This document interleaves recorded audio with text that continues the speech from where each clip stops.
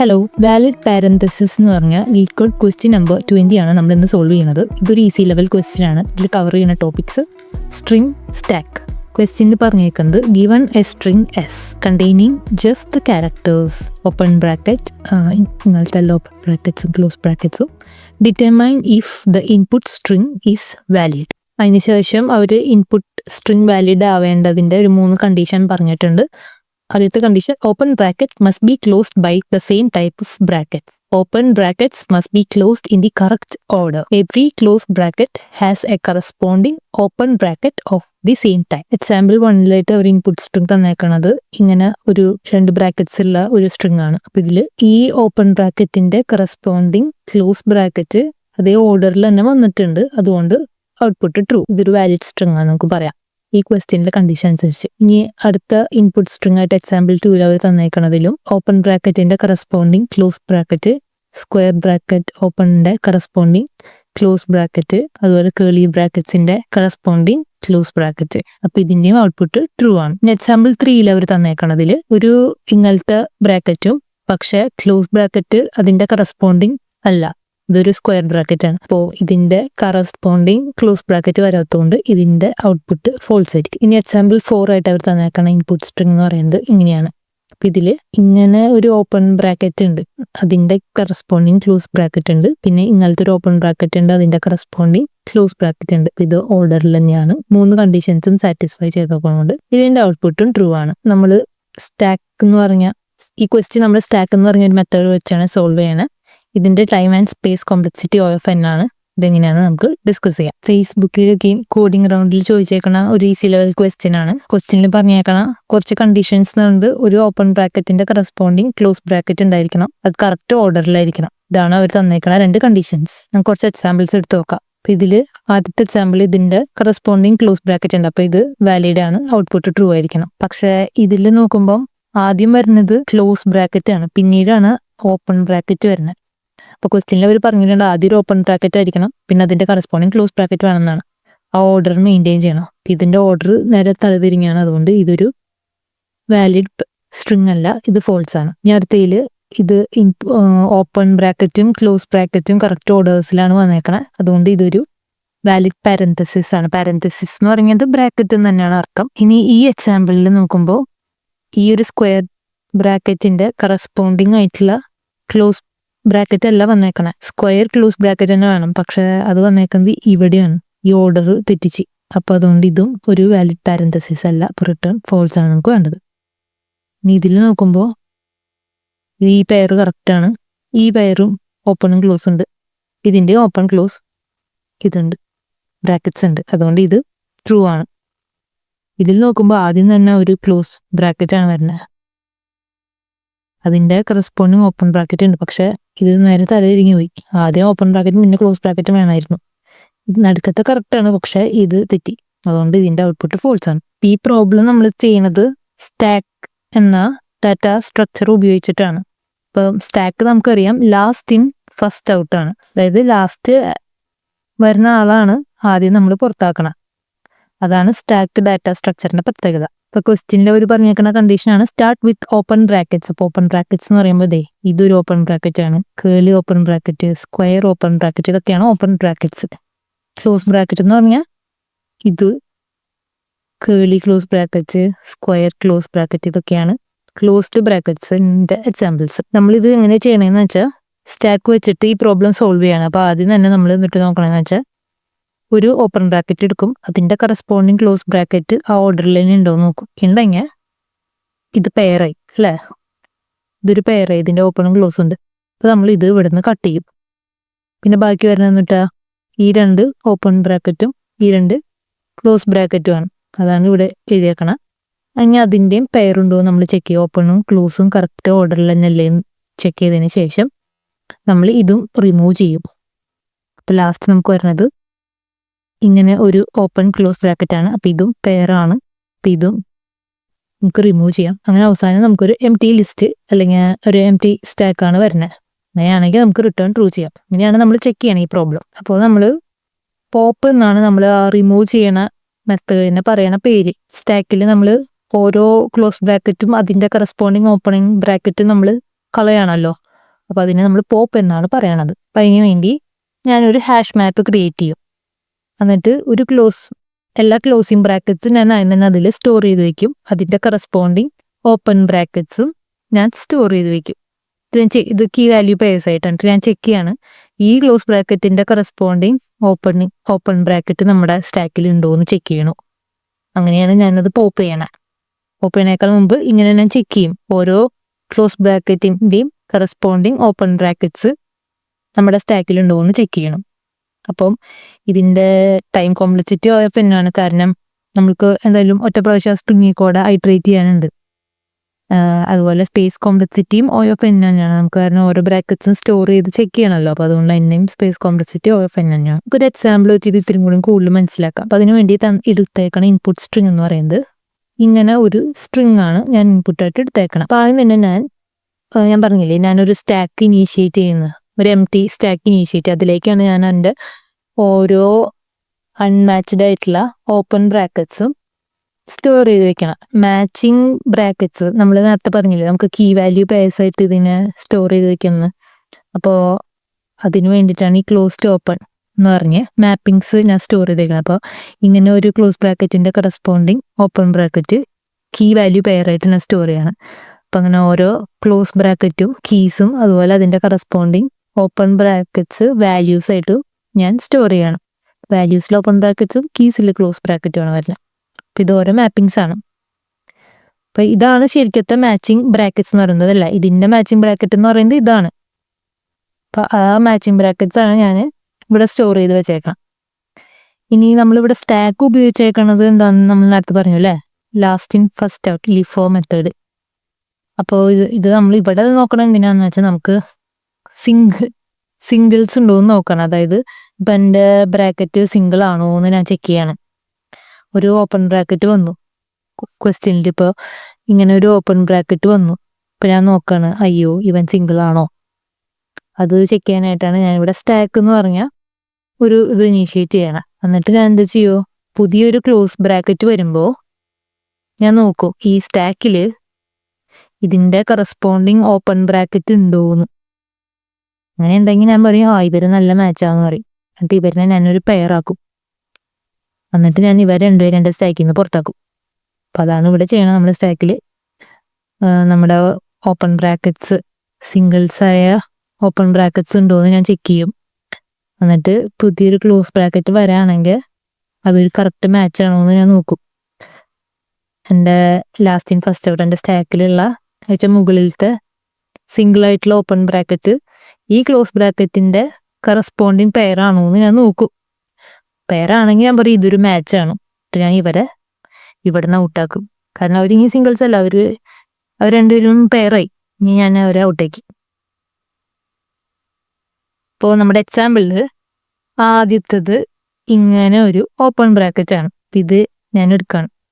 എന്നിട്ട് ഞാൻ iteration start ചെയ്യണം. അപ്പോൾ ആദ്യത്തെ ഇതൊരു ക്ലോസ് ബ്രാക്കറ്റ് അല്ല, ഇതൊരു ഓപ്പൺ ബ്രാക്കറ്റ് ആണ് അല്ലേ.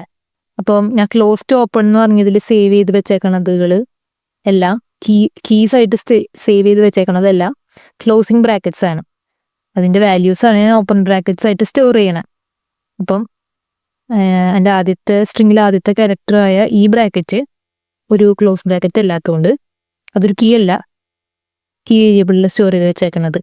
അപ്പോൾ ഞാൻ പറയും ഓക്കെ ഇത് ക്ലോസ് ബ്രാക്കറ്റ് അല്ലാത്തതുകൊണ്ട് ഞാൻ എൻ്റെ സിംഗിൾസ് സ്റ്റോർ ചെയ്യാനായിട്ടുള്ള സ്റ്റാക്ക് ആദ്യം എംപ്റ്റി ആയിരുന്നു, അതിലേക്ക് ഞാനിത് സ്റ്റോർ ചെയ്ത് വെക്കും. അപ്പോൾ എൻ്റെ സ്റ്റാക്ക് ഇപ്പം എന്തായി, ഈ ഓപ്പൺ ബ്രാക്കറ്റുള്ള ഒരു ലിസ്റ്റായി മാറി. ഇനി എൻ്റെ ക്വസ്റ്റ്യനിൽ അടുത്തത് കേളി ആയിട്ടുള്ള ഒരു ഇൻപുട്ട് ഓപ്പൺ സ്ട്രിങ് ആണ്. അപ്പോൾ ഈ ക്യാരക്ടറായ ഓപ്പൺ കേളി ബ്രാക്കറ്റ് വീണ്ടും ഞാൻ ചെക്ക് ചെയ്യാം ഇതിലെ കീ ആണോന്ന്, അതായത് ഇതിലെ ക്ലോസ് ബ്രാക്കറ്റ്സ് ആണോ എന്ന് ചെക്ക് ചെയ്യാം. ഇത് ഓപ്പൺ ബ്രാക്കറ്റ് ആയതുകൊണ്ട് അല്ല. വീണ്ടും ഞാൻ എൻ്റെ ഇതിലേക്ക് പുഷ് ചെയ്യും, സ്റ്റാക്കിലേക്ക് പുഷ് ചെയ്യും. അപ്പോൾ എൻ്റെ സ്റ്റാക്ക് ഇപ്പം എന്തോ നേരത്തെ ഇങ്ങനെ ഒരു ഓപ്പൺ ബ്രാക്കറ്റ് നമ്മൾ ഇപ്പോൾ സ്റ്റോർ ചെയ്തിരുന്നു, ഇപ്പോൾ കേളി ബ്രാക്കറ്റ് ഓപ്പൺ ഇതും സ്റ്റോർ ആവും. ഇനി എൻ്റെ ക്വസ്റ്റ്യനിൽ പോകുമ്പോൾ വീണ്ടും അടുത്തത് ഇങ്ങനെ ഓപ്പൺ സ്ക്വയർ ബ്രാക്കറ്റ് ആണ്. അത് ഞാൻ ചെക്ക് ചെയ്യും, അതും ഒരു ക്ലോസ് ബ്രാക്കറ്റ് അല്ല. ഞാൻ എൻ്റെ സ്റ്റാക്കിലേക്ക് അതിനെ ആഡ് ചെയ്യും. അപ്പോൾ എൻ്റെ സ്റ്റാക്കിൽ ഇപ്പോൾ 3 ഓപ്പൺ ബ്രാക്കറ്റ്സ് ഉണ്ട്. അടുത്ത ക്വസ്റ്റ്യനിൽ എന്നിട്ടുള്ള ഇങ്ങനെ ഒരു ക്ലോസ് ബ്രാക്കറ്റ് വന്നേക്കണം, സ്ക്വയർ ക്ലോസ് ബ്രാക്കറ്റ്.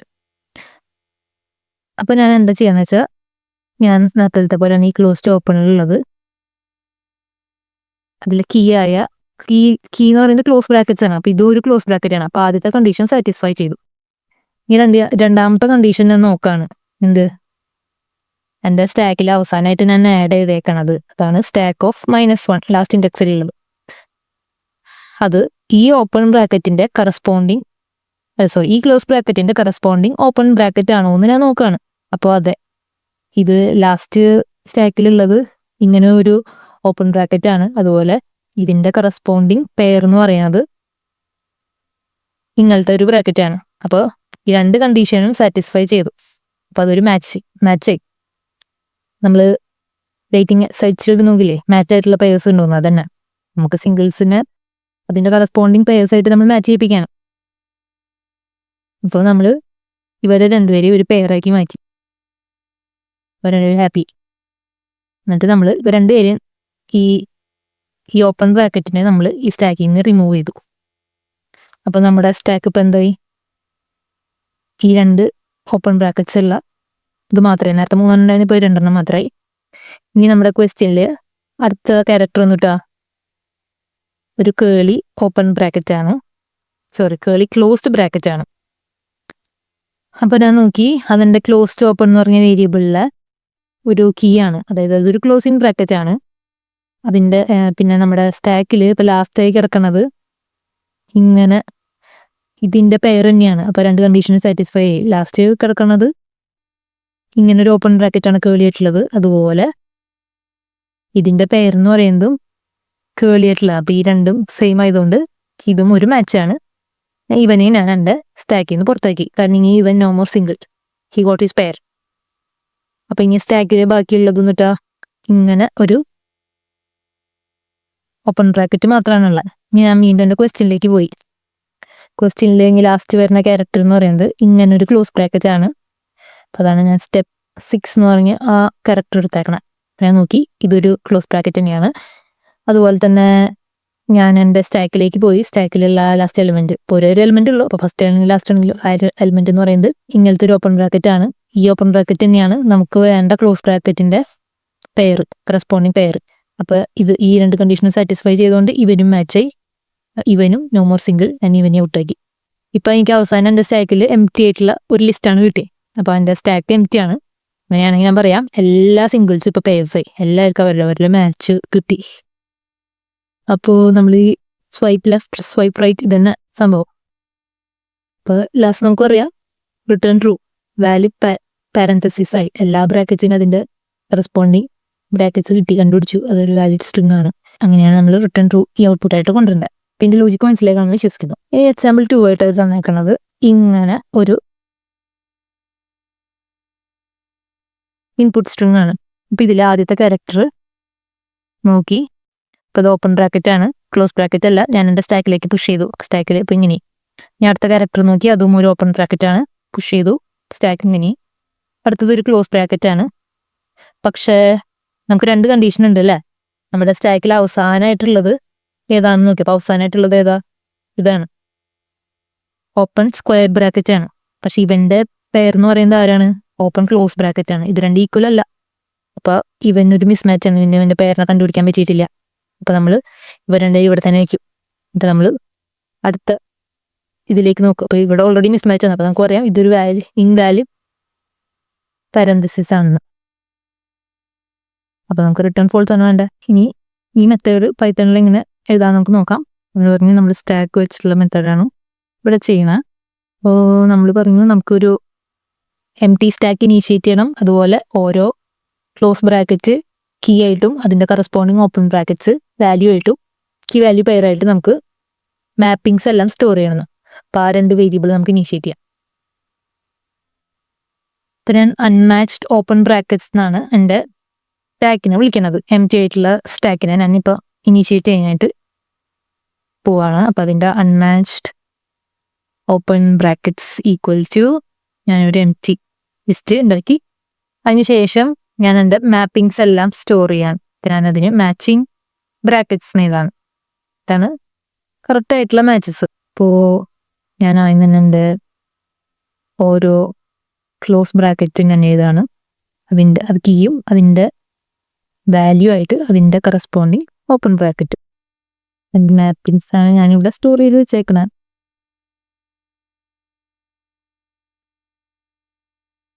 ഇനി ഞാൻ എൻ്റെ റിംഗിക്കോള് ഐട്രേറ്റ് ചെയ്യണം. അപ്പോൾ for S for I in S എഴുതാം. പിന്നിലെ ഓരോ ക്യാരക്ടറിലെ കൂടെ ഞാൻ ഐട്രേറ്റ് ചെയ്യാണ്.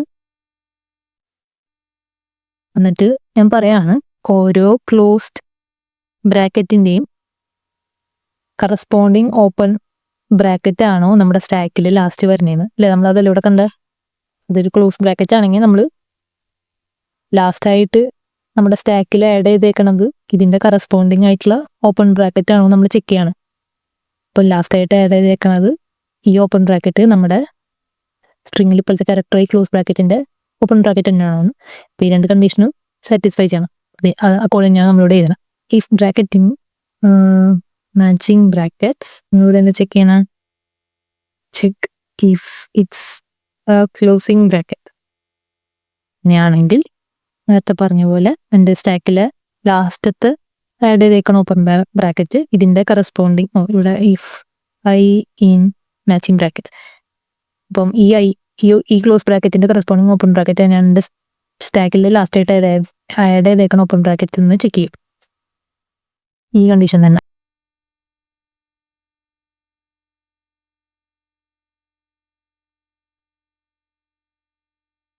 സെയിം കണ്ടീഷൻ എൻ്റെ സ്റ്റാക്കിൽ ലാസ്റ്റ് ആയിട്ട് ആഡ് ചെയ്തേക്കണ ഓപ്പൺ ബ്രാക്കറ്റ് എൻ്റെ ഇപ്പോഴത്തെ ക്യാരക്ടറിൻ ആയ ക്ലോസ് ബ്രാക്കറ്റിൻ്റെ കറസ്പോണ്ടിങ് ഓപ്പൺ ബ്രാക്കറ്റ് അല്ലേ എന്ന് ചെക്ക് ചെയ്യണം. അതാണ് ഈക്വൽറ്റി ഓപ്പറേറ്റർ നമ്മളോട് ഉപയോഗിച്ചേക്കണം. പിന്നെ ഈ അൺമാച്ച്ഡ് ഓപ്പൺ ബ്രാക്കറ്റ്സ് നമ്മൾ എഴുതിയാൽ ഇപ്പം നമുക്ക് ഇതിന് ശേഷം നമുക്ക് ലാസ്റ്റത്തെ ഇൻഡെക്സിലുള്ള ഓപ്പൺ ബ്രാക്കറ്റ് ആക്സസ് ചെയ്യണമല്ലോ. അപ്പോൾ ഇൻ കേസ് ഇത് എംപ്റ്റി ആണെങ്കിൽ ചില സമയത്ത് ഇൻഡെക്സ് എറർ പ്രൊഡ്യൂസ് ചെയ്യും. അപ്പോൾ അതുകൊണ്ടാണ് നമ്മൾ ഇത് എംപ്റ്റി അല്ല ആൻഡ് ഇതിലുള്ള ലാസ്റ്റ് ഇൻഡെക്സിലുള്ള ഓപ്പൺ ബ്രാക്കറ്റ് സെയിം ആസ് നമ്മുടെ ക്ലോസ് ബ്രാക്കറ്റിൻ്റെ കറസ്പോണ്ടിങ് ഓപ്പൺ ബ്രാക്കറ്റ്. അങ്ങനെയാണ് നമ്മൾ ഈ മാച്ചിങ് കണ്ടീഷൻ നമ്മൾ എഴുതിയേക്കണം. ഞാനാണെങ്കിൽ നമ്മൾ പറയും നോക്കി ഇവരിങ്ങനെ സിംഗിൾ അല്ല, ഇവർ പേര് നമുക്ക് ഇവനെ പോപ്പ് ചെയ്യാന്ന് പറയുന്നുണ്ട്. പിന്നെ നമ്മളിവിടെ പറഞ്ഞേക്കണം അല്ലേ, ഇവർ രണ്ട് കണ്ടീഷനും സാറ്റിസ്ഫൈ ചെയ്ത് ഇവർ മാച്ചാണ്. അങ്ങനെയാണെങ്കിൽ ഞാൻ ഈ ഓപ്പൺ ബ്രാക്കറ്റ് എൻ്റെ സ്റ്റാക്കിൽ നിന്ന് ഞാൻ പോപ്പ് ചെയ്യും, റിമൂവ് ചെയ്യും.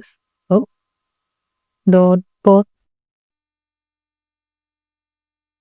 Remove the matched opening bracket. ഇനിയിപ്പം അവർ മാച്ച് അല്ലെങ്കിൽ നമുക്ക് പറയാം റിട്ടേൺ ഫോൾസ് ചെയ്യാം, കാരണം അതൊരു വാലിഡ് പാരന്തെസിസ് ആവില്ല. നമ്മൾ രണ്ടാമത്തെ എക്സാമ്പിളുണ്ടല്ലേ അതിൻ്റെ കറസ്പോണ്ടിങ് ആയിട്ടുള്ളത് കിട്ടിയില്ല, അതുകൊണ്ട് റിട്ടേൺ ഫോൾസ്. അല്ലെങ്കിൽ നമ്മൾ വീണ്ടും ഓപ്പൺ ബ്രാക്കറ്റ് തന്നെയാണെങ്കിൽ നമ്മൾ എന്ത് ചെയ്യും, നമ്മുടെ സ്റ്റാക്കിലേക്ക് വീണ്ടും ഓരോന്ന് ആഡ് ചെയ്തുകൊണ്ടിരിക്കും അല്ലേ. നമ്മൾ ഈ എക്സാമ്പിളിൽ സ്റ്റെപ്പ് 1 സ്റ്റെപ്പ് 2 സ്റ്റെപ്പ് 3യിലേക്ക് നമുക്ക് ഓരോ ഓപ്പൺ ബ്രാക്കറ്റ്സ് വന്നു. അപ്പോൾ അത് ക്ലോസ് ബ്രാക്കറ്റ് അല്ല, അതുകൊണ്ട് നമ്മൾ എന്തൊരു ചെയ്ത എംപ്റ്റി സ്റ്റാക്കിലേക്ക് ഓരോന്ന് ആഡ് ചെയ്യാണ് ചെയ്തത്. അതാണ് ഇവിടെ എഴുതണം. എൽസ് നമ്മുടെ ഈ സ്റ്റാക്കിലേക്ക് നമ്മൾ ആഡ് ചെയ്യാം. ഇപ്പം ഡോട്ട് അപ്പെൻഡ് ഓരോ ഐകളും അത് ഓപ്പൺ ബ്രാക്കറ്റ് ആണ്. അപ്പോൾ ഇത് ക്ലോസ് ബ്രാക്കറ്റ് ആണെങ്കിൽ നമ്മൾ ചെക്ക് ചെയ്യണത്, ഇനി ഓപ്പൺ ബ്രാക്കറ്റ് ആണെങ്കിൽ ക്യാരക്ടർ ഓപ്പൺ ബ്രാക്കറ്റ് ആണെങ്കിൽ നമ്മൾ സ്റ്റാക്കിലേക്ക് ആഡ് ചെയ്യും. എന്നിട്ട് നമ്മൾ റിട്ടേൺ ട്രൂ ചെയ്യും. അല്ലെങ്കിൽ നമ്മുടെ ഈ ലാസ്റ്റ് നമ്മുടെ സ്റ്റാക്ക് എംപ്റ്റി ആണെങ്കിൽ നമുക്കറിയാം എല്ലാവർക്കും പേഴ്സായി. അതല്ലേ നമ്മളിവിടെ കണ്ട ലാസ്റ്റത്തെ എക്സാമ്പിൾ നോക്കുമ്പോൾ എല്ലാവർക്കും അവരവരുടെ കറസ്പോണ്ടിങ് പേഴ്സിനെ കണ്ടുപിടിക്കാൻ പറ്റും. എല്ലാവരും മാച്ചായി. സിംഗിൾസ് ആയിരുന്ന എല്ലാവരും ഇപ്പോൾ പേഴ്സായി മാറി. ഇവരെല്ലാവരും ഞാൻ എൻ്റെ സ്റ്റാക്കിന് പുറത്താക്കി. വീണ്ടും എൻ്റെ സ്റ്റാക്ക് എംപ്റ്റി. ലാസ്റ്റ് സ്റ്റെപ്പിൽ സ്റ്റാക്ക് എംപ്റ്റി എന്ന് പറഞ്ഞാൽ ഇനി no more singles in my team എന്നാണ്. അപ്പോൾ എനിക്ക് റിട്ടേൺ ട്രൂ ആണ് കേട്ടോ. അപ്പോൾ അതാണ് റിട്ടേൺ നോട്ട് എൻ്റെ ഈ സ്റ്റാക്കിൻ്റെ പേര് ഞാൻ കൊടുത്താണ്. If all brackets are matched. ഇനി ഇത് റൺ ചെയ്ത് നോക്കാം. അപ്പോൾ നമ്മുടെ സൊല്യൂഷൻ ആക്സെപ്റ്റഡ് ആയിട്ടുണ്ട്. ഞാനത് സബ്മിറ്റ് ചെയ്തു. നമ്മൾ പറഞ്ഞു ഇതിൻ്റെ time complexity and space complexity is OF n അല്ല, കാരണം നമുക്ക് ഒറ്റ പ്രാവശ്യം എന്തായാലും ഐട്രേറ്റ് ചെയ്യണം. പിന്നെ അതുപോലെ നമ്മൾ ഓരോ ബ്രാക്കറ്റ്സ് നമുക്ക് സ്റ്റോർ ചെയ്യണം. അതിൻ്റെ കറസ്പോണ്ടിങ് ക്ലോസ് ബ്രാക്കറ്റ്. അപ്പോൾ time and space complexity O(n) ആണ്. അപ്പോൾ ഈ സ്റ്റാക്ക് മെത്തേഡ് മനസ്സിലായി കാണുമെന്ന് വിശ്വസിക്കുന്നു. എന്തെങ്കിലും സംശയം ഉണ്ടെങ്കിൽ കമൻറ്റ് ബോക്സിൽ എഴുതിയാൽ മതി. ഇനി നമ്മൾ സ്റ്റാക്ക് ദൈനംദിന ജീവിതത്തിൽ എവിടെയൊക്കെ ഉപയോഗിക്കണം എന്ന് വെച്ചാൽ നമ്മുടെ കാൽക്കുലേറ്ററിൽ നമ്മൾ ഉപയോഗിക്കുന്നുണ്ട്. അതുപോലെ സുഡോക്ക് ഒക്കെ സോൾവ് ചെയ്യുമ്പോൾ നമ്മളത് ഉപയോഗിക്കണം. പിന്നെ നമ്മൾ കണ്ടു റീഡു ഒക്കെ നമ്മൾ ചെയ്യില്ലേ, എന്തെങ്കിലും എററൊക്കെ വരുമ്പോൾ അവിടേക്ക് ഈ സ്റ്റാക്ക് ഡാറ്റ സ്ട്രക്ചറാണ് ഉപയോഗിക്കുന്നത്. അതുപോലെ നമ്മൾ ഇപ്പം എന്തെങ്കിലും ബ്രൗസേഴ്സിൽ സെർച്ച് ചെയ്യുമ്പോൾ അതിൻ്റെ ഹിസ്റ്ററി നോക്കുമ്പോൾ നമ്മൾ ലാസ്റ്റ് സെർച്ച് ചെയ്താണ് ആദ്യം കിടക്കും അല്ലേ. അപ്പം ബ്രൗസർ ഹിസ്റ്ററിയിലൊക്കെ ഉള്ളത് ഈ സ്റ്റാക്ക് ഡാറ്റ സ്ട്രക്ചറാണ്. ഇത് ലാസ്റ്റ് ഇൻ ഫസ്റ്റ് ഔട്ടാണ്. സ്ട്രിംഗ് റിവേഴ്സ് ചെയ്യുമ്പോഴും പിന്നെ ഡെപ്ത് ഫസ്റ്റ് സെർച്ച് ഒക്കെ നമ്മൾ ട്രീസും ഗ്രാഫ്സൊക്കെയും പഠിക്കുമ്പോൾ കോമൻസിലോ അവിടേക്ക് നമ്മൾ സ്റ്റാക്കിൻ്റെ ബേസിക്സ് ആണ് ഉപയോഗിക്കുന്നത്. ഇനി നമ്മളിപ്പോൾ ഈ പ്രോബ്ലത്തിൽ ഉപയോഗിച്ച സ്റ്റാക്ക് മെത്തേഡ് വെച്ച് സെയിം മെത്തഡോളജി തന്നെയാണ് നമ്മൾ പൈത്തണൊക്കെയും എഴുതുന്ന VS കോഡ് അങ്ങനത്തെ IDEസിലൊക്കെ ഹൈലൈറ്റിംഗ് ഒക്കെയും കാണാറില്ല, അതൊക്കെ ഈ മെത്തേഡ് ഉപയോഗിച്ചിട്ട് തന്നെയാണ്. അതുപോലെ ഇപ്പോൾ സിൻടാക്സ് ഒക്കെ വാലിഡേറ്റ് ചെയ്യുക, നമ്മൾ കോഡ് ചെയ്ത് കഴിഞ്ഞ് എന്തെങ്കിലും സിൻടാക്സ് എററൊക്കെ വരുമ്പോൾ അതൊക്കെയും ചെക്ക് ചെയ്യില്ലേ, അവിടെയും ഈ മെത്തേഡാണ് ഉപയോഗിക്കണം. അതുപോലെ മാർക്കപ്പ് ലാംഗ്വേജ് HTML XML ഒക്കെ പാർസിങ്ങിൽ നമ്മൾ ഈ മെത്തേഡ് തന്നെയാണ് ഉപയോഗിക്കണം. ജസ്റ്റ് നിങ്ങൾക്ക് ഇത് ഇത്തിരി കൂടി നിങ്ങളുടെ റിയൽ ലൈഫ് എക്സാമ്പിൾസ് ആയിട്ടൊന്ന് കണക്ട് ചെയ്യാനായിട്ടാണ് ഞാൻ ഈ എക്സാമ്പിൾസും കൂടി പറഞ്ഞേക്കാം. അപ്പോൾ ഇത്രയേ ഉള്ളൂ. ഇനി പുതിയ വീഡിയോ അപ്ലോഡ് ചെയ്യുന്നതായിരിക്കും. Thank you for watching.